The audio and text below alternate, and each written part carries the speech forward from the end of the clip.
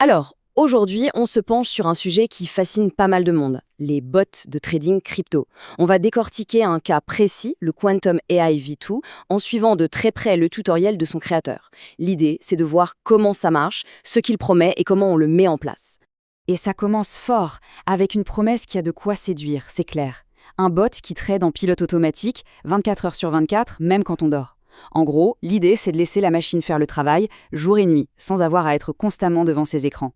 Voilà le programme pour y voir plus clair. On va d'abord regarder la promesse de plus près, ensuite quels outils il faut et combien ça coûte.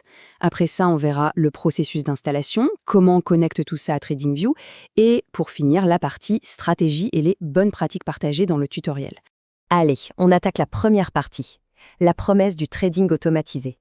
Qu'est-ce que ce bot V2 est censé offrir de plus concrètement? D'après ce qui est présenté, cette V2 se concentre sur plusieurs points.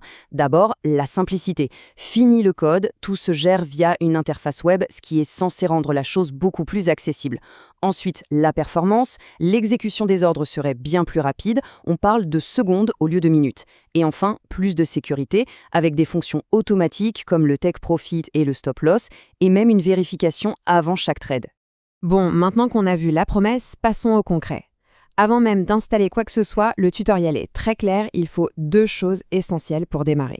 Le premier outil indispensable, c'est un VPS. Qu'est-ce que c'est? C'est un serveur privé virtuel. En termes simples, c'est un ordinateur distant qui est allumé en permanence, 24/7. C'est crucial parce que c'est lui qui va faire tourner le bot et recevoir les alertes de trading, même si l'ordinateur personnel est éteint. Le créateur du bot suggère deux options pour ce VPS. D'un côté, Contabo, présenté comme étant moins cher mais qui n'accepte que les paiements classiques et demande une vérification d'identité.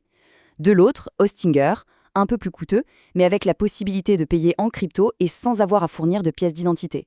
À noter, il est précisé que le créateur a un lien d'affiliation pour Hostinger. Le deuxième prérequis, c'est un abonnement payant à TradingView. Et là, le point important, c'est que la version gratuite ne suffit pas. Pourquoi? Parce qu'elle ne gère pas les webhooks, qui sont en fait le moyen de communication entre TradingView et le bot. Il faut donc au minimum le plan essentiel. Les plans plus chers, eux, donnent accès à plus de données pour tester les stratégies sur le passé. Ok, donc une fois qu'on a le VPS et l'abonnement TradingView en poche, on peut passer à l'installation du bot. Et là, apparemment, l'objectif, c'est vraiment la simplicité. Le processus d'installation, tel que montré, se fait en 3 étapes super simples. 1. On rentre les infos du VPS dans l'interface web du bot. 2. On clique sur un seul bouton, Install Trading Bot. Et 3. On attend environ 1 minute que ça se termine. L'idée, c'est vraiment d'éviter toute manipulation technique complexe. Juste avant de configurer un profil de trading, petit point sur un élément clé, la clé API.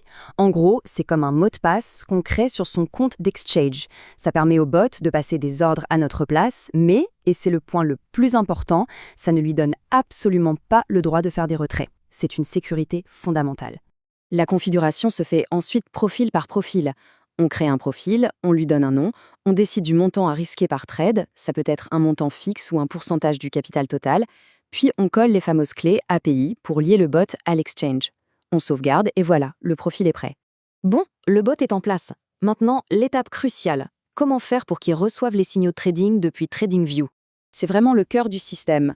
Sur TradingView, on crée une alerte. L'interface du bot nous donne alors 2 informations à copier-coller.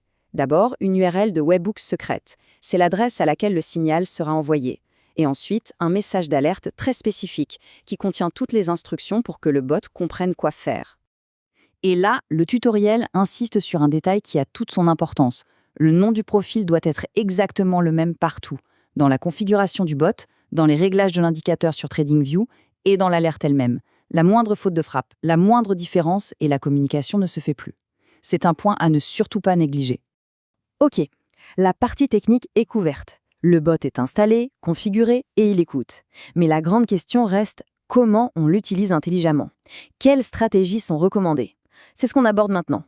Côté stratégie, tout semble s'articuler autour de ce chiffre, 5. C'est la recommandation principale du créateur pour la gestion du risque. L'idée derrière ce chiffre est simple, la diversification. Plutôt que de tout miser sur une seule stratégie, il est conseillé de diviser son capital sur au moins 5 profils différents. Par exemple, au lieu de mettre 1 000 $ sur un profil, mieux vaut mettre 200 $ sur 5 profils. C'est une approche basée sur les probabilités pour que si une stratégie ne performe pas, les autres puissent potentiellement compenser. Par contre, attention à une contrainte technique qui est mentionnée. Pour l'instant, pour faire tourner ces différents profils sans qu'ils n'entrent en conflit, il faut créer un compte séparé sur l'exchange pour chaque profil. C'est une limite importante à connaître. Une future mise à jour des exchanges pourrait changer ça, mais au moment où la vidéo a été faite, c'était la règle. Et on termine cette section avec le rappel légal, un avertissement important qui est fait par le créateur lui-même. Il est bien précisé que le trading comporte un risque de perte, que ce n'est pas un conseil en investissement et qu'il est primordial de toujours commencer à tester avec de petites sommes. Tout ça nous amène finalement à une question un peu plus philosophique.